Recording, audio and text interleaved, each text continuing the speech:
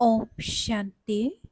আজিৰ তাৰিখ 15 আগষ্ট 2024 বৰ্ষ। প্ৰাতঃ মুৰলী বাপদাদা মধুবন। আজিৰ পিতাৰ অমৃতবাণী হৈছে, মৰমৰ সন্তানসকল, পিতা তোমালোকক প্ৰকৃত স্বতন্ত্ৰতা প্ৰদান কৰিবলৈ আহিছে। যমদূতৰ শাস্তিৰ পৰা আৰু ৰাৱণৰ পৰতন্ত্ৰতাৰ পৰা মুক্ত কৰিবলৈ আহিছে। আৰু আজিৰ প্ৰশ্ন, পিতা আৰু তোমালোক সন্তানসকলৰ বুজনিৰ মাজত মুখ্য পাৰ্থক্য কি? পিতাই উত্তৰত কৈছে, পিতাই যেতিয়া বুজায় তেতিয়া মৰমৰ সন্তান বুলি কৈ বুজায়। যাৰ বাবে পিতাৰ কথাৰ বাণে লক্ষ্য ভেদ কৰে। তোমালোক সন্তানসকলে পৰস্পৰ ভাইসকলক বুজোৱা মৰমৰ সন্তান বুলি ক'ব নোৱাৰা। পিতা উচ্চ, সেয়েহে তেওঁৰ কথাৰ প্ৰভাৱ পৰে। তেওঁ সন্তানসকলক উপলব্ধি কৰাই, সন্তানসকল, তোমালোকৰ লাজ লাগেনে? তোমালোক পতিত হৈ গলা, এতিয়া পাৱন হোৱা। ওম শান্তি। বেহদৰ আত্মিক পিতাই বেহদৰ আত্মিক সন্তানসকলক বহি বুজায়। এতিয়া এয়া বেহদৰ পিতা আৰু বেহদৰ সন্তানসকলেহে জানে। অন্য কোনেও বেহদৰ পিতাকো নাজানে আৰু নিজক বেহদৰ সন্তান বুলিও নাভাবে। ব্ৰহ্মাৰ মুখ বংশাৱলীয়েহে জানে আৰু মানে, আন কোনেও মানি ল'বও নোৱাৰিব। ব্ৰহ্মাও নিশ্চয় লাগে, যাক আদিদেৱ বুলি কোৱা হয়। যাৰ শৰীৰত পিতাৰ প্ৰৱেশ হয়, পিতা আহি কি কৰে? কয় যে পাৱন হ'ব লাগে। পিতাৰ শ্ৰীমত হৈছে নিজক আত্মা বুলি নিশ্চয় কৰা। সন্তানসকলক আত্মাৰ পৰিচয়ো দিয়া হৈছে। আত্মা ভ্ৰুকুটিৰ মধ্যত বাস কৰে। পিতাই বুজায় যে আত্মা অবিনাশী, ইয়াৰ আসন হৈছে এই বিনাশী শৰীৰ। এই কথাবোৰতো তোমালোকে জানা যে আমি সকলো আত্মা পৰস্পৰ ভাই ভাই, এজন পিতাৰ সন্তান। ঈশ্বৰ সৰ্বব্যাপী বুলি কোৱাটো ভুল। তোমালোকে ভাল ৰীতিৰে বুজোৱা। প্ৰত্যেকৰে ভিতৰত 5 ভূতৰ প্ৰৱেশ হৈ আছে, গতিকে কিছুমানে বুজি পায় যে এওঁলোকে ঠিকেই কৈছে। আমি ভাই ভাই, গতিকে নিশ্চয় পিতাৰ পৰা উত্তৰাধিকাৰ পোৱা উচিত। কিন্তু ইয়াৰ পৰা বাহিৰলৈ গ'লে তেতিয়া মায়াৰ ধুমুহাত গুচি যায়। কোনোবা বিৰলজনেহে দৃষ্টি থাকে। সকলো ঠাইতে এইটো অৱস্থা হয়। কোনোবাই অলপ ভালকৈ বুজি পালে তেতিয়া বেছিকৈ বুজিবলৈ চেষ্টা কৰে। এতিয়া তোমালোকে সকলোকে বুজাব পাৰা। যদি কোনোবাই বেছি ধ্যান নিদিয়ে তেন্তে কোৱা হ'ব, এওঁ পুৰণি ভক্ত নহয়। এই কথাবোৰতো বুজোতাজনেহে বুজিব। কোনোবাই বুজি নাপালে তেতিয়া বুজাবও নোৱাৰিব। তোমালোকৰ মাজতো ক্ৰমানুসৰি আছে। কোনোবা ভাল ব্যক্তি হ'লে তেন্তে তেওঁক বুজাবলৈ তেনেকুৱা ভালজনকেই পঠিওৱা হয়। কিজানি অলপ বুজি পায়ে। এইটোতো জানা যে ডাঙৰ ব্যক্তিয়ে ইমান সোনকালে নুবুজিব। অৱশ্যে হয়, মতামত দিয়ে, এওঁৰ বুজনি বহুত ভাল। পিতাৰ পুৰা পৰিচয় দিয়ে, কিন্তু নিজৰ সময়ে বা ক'ত? তোমালোকে কোৱা, বেহদৰ পিতাক স্মৰণ কৰা, তেতিয়া বিকৰ্ম বিনাশ হ'ব। এতিয়া তোমালোকে বুজি পোৱা যে পিতাই পোনপটীয়াকৈ আমাৰ অৰ্থাৎ আত্মাসকলৰ সৈতে কথা পাতে। পোনপটীয়াকৈ শুনিলে বানে ভালকৈ লক্ষ্য ভেদ কৰে। তেওঁলোকে বিকেৰ দ্বাৰা শুনে, ইয়াত পৰমপিতা পৰমাত্মাই ব্ৰহ্মাৰ দ্বাৰা পোনপটীয়াকৈ বুজায়। সেই সন্তানসকল, তোমালোকে পিতাৰ কথা নামানা। তোমালোকেতো কাকো এনেকৈ ক'ব নোৱাৰিবা নহয়, তাততো পিতা নাই, ইয়াত পিতা বহি আছে, পিতাই কথা পাতে। সন্তানসকল, তোমালোকে পিতাৰ কথাও নামানিবানে? অজ্ঞান কালতো পিতাৰ বুজনি আৰু ভাইৰ বুজনিৰ মাজত পাৰ্থক্য থাকে। ভাইৰ ইমান প্ৰভাৱ নপৰে যিমান পিতাৰ প্ৰভাৱ পৰে। পিতা তথাপিও উচ্চ নহ'ল জানো? গতিকে ভয় থাকিব। তোমালোকো, পিতাই কৈছে যে ভাইৰ ইমান প্ৰভাৱ নপৰে যিমান পিতাৰ প্ৰভাৱ পৰে। পিতা তথাপিও উচ্চ নহ'ল জানো? গতিকে ভয় থাকিব। তোমালোককো পিতাই বুজায়, মোক নিজৰ পিতাক স্মৰণ কৰা। তোমালোকৰ লাজ লাগেনে? তোমালোকে বাৰে বাৰে মোক পাহৰি যোৱা। পিতাই পোনপটীয়াকৈ কয়, সেয়েহে তাৰ প্ৰভাৱ সোনকালে পৰে। হেৰ' পিতাৰ কথা নামানা। বেসদৰ পিতাই কয়, এইটো জন্ম নিৰ্বিকাৰী হোৱা, তেতিয়া 21 জন্ম নিৰ্বিকাৰী হৈ পবিত্ৰ সৃষ্টিৰ মালিক হবা। এইটো নামানা। পিতাই কোৱা কথাৰ বাণে গভীৰত আঘাত কৰে। পাৰ্থক্যটো থাকে। এনেকুৱাও নহয় যে বাবাই সদায় নতুনসকলক লগ কৰি থাকিব। ওলট পালট প্ৰশ্ন সোধে, বুদ্ধিত ধাৰণ নহয়, কিয়নো এয়া হৈছে একেবাৰে নতুন কথা। গীতাত শ্ৰীকৃষ্ণৰ নাম লিখি দিছে, তেওঁতো হ'ব নোৱাৰে। এতিয়া ড্ৰামা অনুসৰি তোমালোকৰ বুদ্ধিত ধাৰণ হৈছে। তোমালোক সন্তানসকল দৌৰ মাৰা যে আমি বাবাৰ ওচৰলৈ যাওঁ। পোনপটীয়াকৈ মুৰলী শুনো। তাততো ভাইসকলৰ পৰা শুনিছিলোঁ, এতিয়া বাবাৰ পৰা শুনো। পিতাৰ প্ৰভাৱ পৰে। সন্তান সন্তান বুলি কৈ থাকে, কৈ কথা পাতে। পিতাৰ প্ৰভাৱ পৰে। সন্তান সন্তান বুলি কৈ কথা পাতে। সন্তানসকল, তোমালোকৰ লাজ নালাগে। পিতাক স্মৰণ নকৰা। পিতাৰ প্ৰতি তোমালোকৰ স্নেহ নাই। কিমান স্মৰণ কৰা? বাবা 1 ঘণ্টা। হেৰ' নিৰন্তৰ স্মৰণ কৰিলেহে তোমালোকৰ পাপ খণ্ডন হ'ব। জন্ম জন্মান্তৰৰ পাপৰ বোজা শিৰত আছে। পিতাই সন্মুখত বুজায়, তোমালোকে পিতাৰ কিমান গ্লানি কৰিছা। তোমালোকৰ মোকৰ্দমা চলিব লাগে। বাতৰি কাকতত কাৰোবাৰ গ্লানি কৰিলে তেওঁলোকৰ ওপৰত মোকৰ্দমা চলাই নহয়।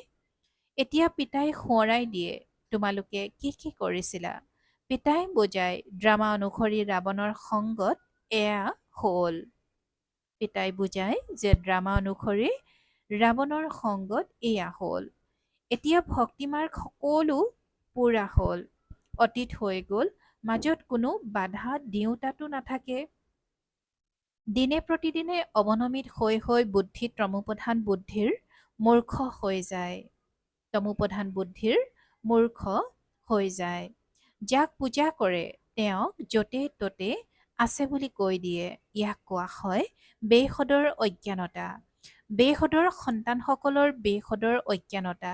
এফালে শিৱ বাবাৰ পূজা কৰে, অন্যফালে সেই পিতাকেই সৰ্বব্যাপী বুলি কয়। এতিয়া তোমালোকৰ স্মৃতি উদয় হৈছে যে ইমানেই অজ্ঞান হৈ গ'লো যে পিতাৰেই গ্লানি কৰি দিলো। এতিয়া তোমালোক সন্তানসকলে বুজি পাইছা। গতিকে এতিয়া ভিকসুৰ পৰা ৰাজকুমাৰ হ'বৰ কাৰণে পুৰুষাৰ্থ কৰি আছা। শ্ৰীকৃষ্ণ সত্যযুগৰ ৰাজকুমাৰ। তেওঁৰ বাবে আকৌ কয়, 16,108 গৰাকী ৰাণী আছিল, সন্তান আছিল। এতিয়া তোমালোকৰতো লাজ লাগিব। কোনোবাই পাপ কৰিলে তেতিয়া ভগৱানৰ আগত গৈ কাণত ধৰি কয়, হে ভগৱান, ডাঙৰ ভুল হৈ গ'ল, দয়া কৰক, ক্ষমা কৰক। তোমালোকে কিমান ডাঙৰ ভুল কৰিছা। পিতাই বুজায়, ড্ৰামাত এনেকৈয়ে আছে। যেতিয়া এনেকুৱা হ'বা তেতিয়াহে মই আহিম। এতিয়া পিতাই কয়, তোমালোকে সকলো ধৰ্মৰ লোকৰে কল্যাণ কৰিব লাগে। পিতা যিয়ে সকলোৰে কল্যাণ কৰে, তেওঁৰ বাবে সকলো ধৰ্মৰ লোকে সৰ্বব্যাপী বুলি কৈ দিয়ে। এয়া ক'ৰ পৰা শিকিলে? ভগৱানোবাজ, মই সৰ্বব্যাপী নহওঁ। তোমালোকৰ কাৰণে অন্যৰো এনেকুৱা অৱস্থা হৈ গ'ল। আহ্বান জনাই, হে পতিত পাৱন। কিন্তু বুজি নাপায়। আমি যেতিয়া ঘৰৰ পৰা পোনপ্ৰথমে আহিছিলোঁ তেতিয়া পতিত আছিলোঁ জানো? দেহ অভিমানী হোৱাৰ কাৰণে পতিত হলা। যি ধৰ্মৰ লোকেই নাহক তেওঁলোকক সুধিব লাগে, আপোনাৰ পৰমপিতা পৰমাত্মাৰ পৰিচয় আছেনে? তেওঁ কোন? ক'ত বাস কৰে? তেতিয়া ক'ব, ওপৰত নতুবা সৰ্বব্যাপী বুলি ক'ব। পিতাই কয়, তোমালোকৰ বাবে গোটেই সৃষ্টি দেউলীয়া হৈ গ'ল। নিমিত্ত তোমালোক হোৱা সকলোকে বুজাবলগীয়া হয়। যদিও ড্ৰামা অনুসৰি হয়, কিন্তু তোমালোক পতিত হৈ গলা নহয়। সকলো পাপ আত্মা এতিয়া পুণ্য আত্মা হ'বৰ কাৰণে আহ্বান জনায়। সকলো ধৰ্মৰ লোকেই মুক্তিধাম ঘৰলৈ যাব লাগে। তাত পবিত্ৰতা আছে। এয়াও ড্ৰামা ৰচি থোৱা আছে যে পিতা আহি বুজায়।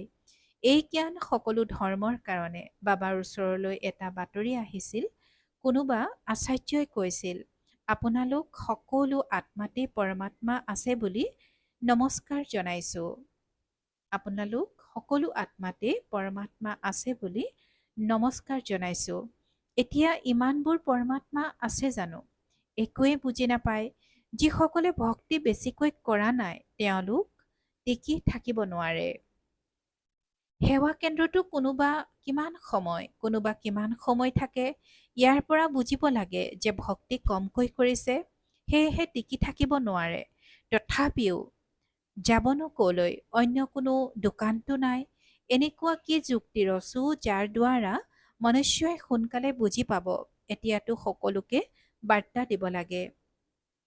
এইটো ক'ব লাগে যে পিতাক স্মৰণ কৰা। তোমালোকে পুৰা স্মৰণ কৰিব নোৱাৰা, তেন্তে তোমালোকৰ বাণে কেনেকৈ লক্ষ্যভেদ কৰিব? সেয়েহে বাবাই কয় যে খতিয়ান ৰাখা। মুখ্য কথা হৈছে পাৱন হোৱাৰ। যিমান পাৱন হবা, সিমান জ্ঞান ধাৰণ হ'ব, আনন্দিত হবা। সন্তানসকলটো বহুত আনন্দিত হ'ব লাগে। আমি সকলোকে উদ্ধাৰ কৰিম। পিতাহে আহি সদ্গতি কৰে। পিতাৰতো দুখ আৰু সুখৰ কথাই নাই। এয়া ড্ৰামা ৰচি থোৱা আছে। তোমালোকৰতো একোৱে দুখ থাকিব নালাগে।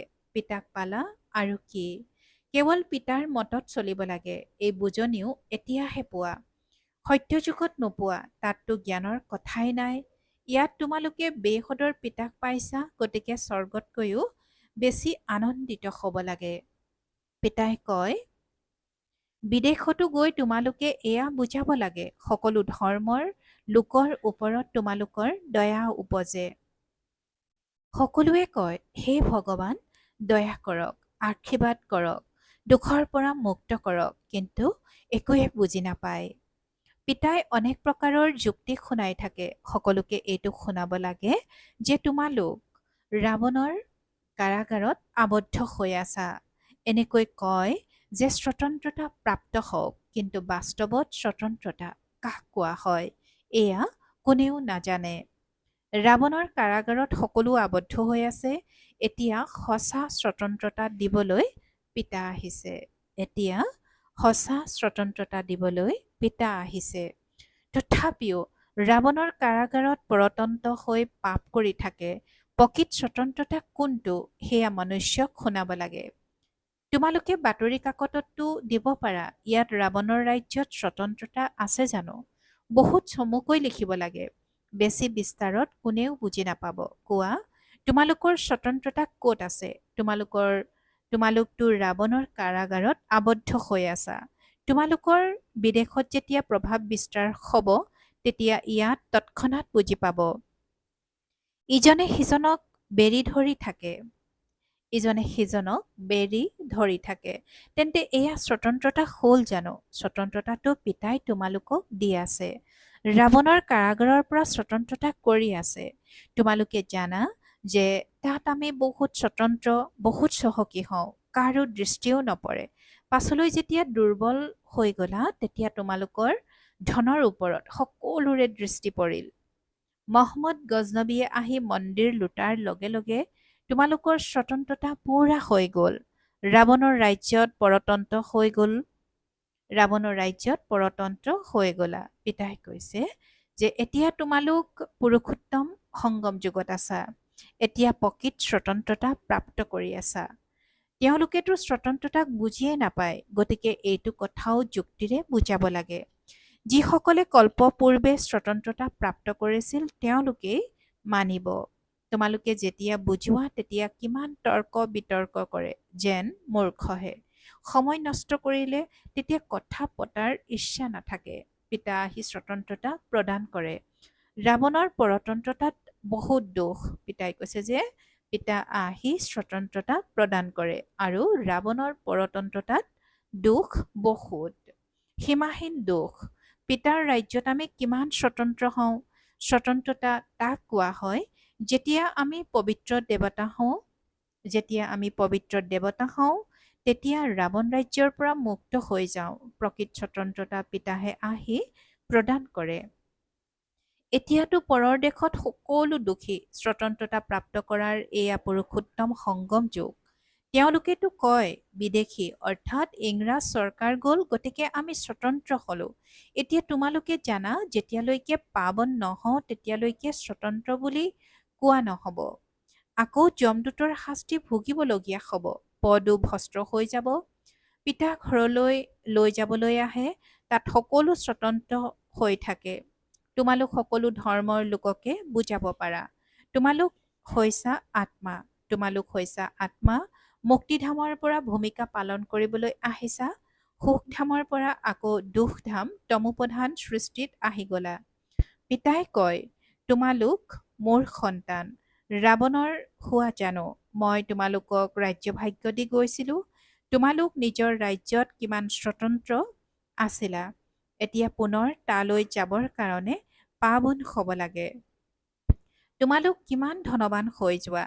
তাত টকা পইচাৰ কোনো চিন্তা নাই। গৰীব হ'লেও টকা পইচাৰ চিন্তা নাই। সুখী হৈ থাকে।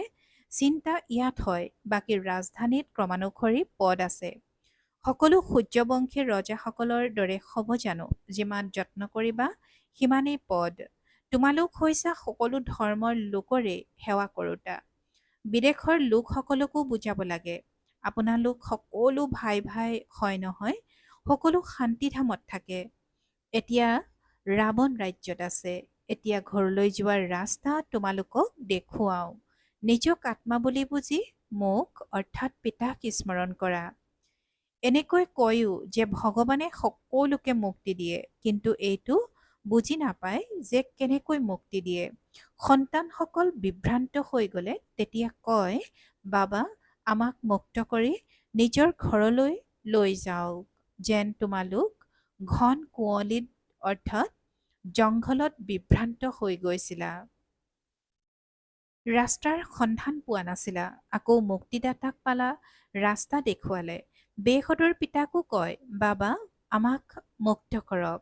আপুনি বলক আমিও আপোনাৰ পিছে পিছে যাম। পিতাৰ বাহিৰে অন্য কোনেও ৰাস্তা নেদেখুৱায়।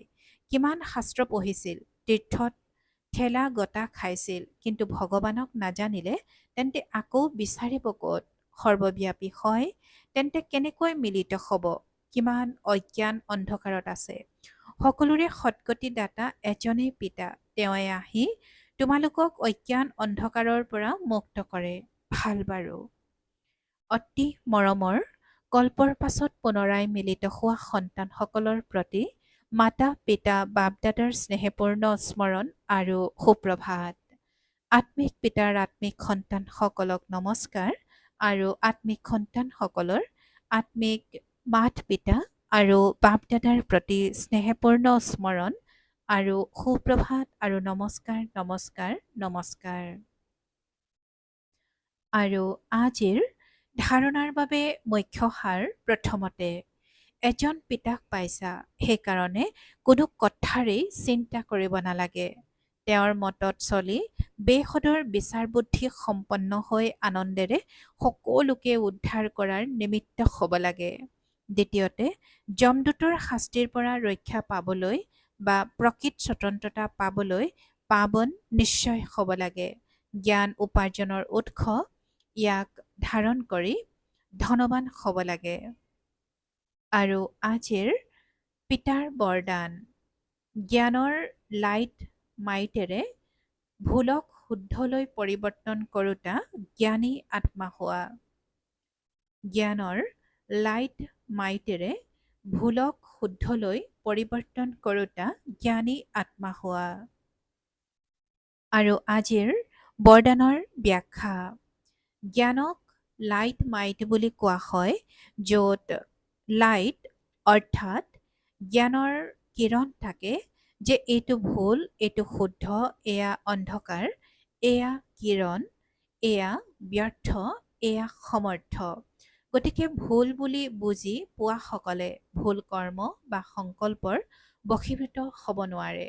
জ্ঞানস্বৰূপ আত্মা অৰ্থাৎ বিচাৰ বুদ্ধি সম্পন্ন জ্ঞানস্বৰূপ কেতিয়াও এনেকৈ ক'ব নোৱাৰে যে এনেকুৱা হ'বতো লাগে, কিন্তু তেওঁলোকৰ ভুলক শুদ্ধলৈ পৰিৱৰ্তন কৰাৰ শক্তি থাকে। আৰু আজিৰ শ্লোগান, যি সদায় শুভ চিন্তক আৰু শুভ চিন্তনত থাকে তেওঁ ব্যৰ্থ চিন্তনৰ পৰা মুক্ত হৈ যায়।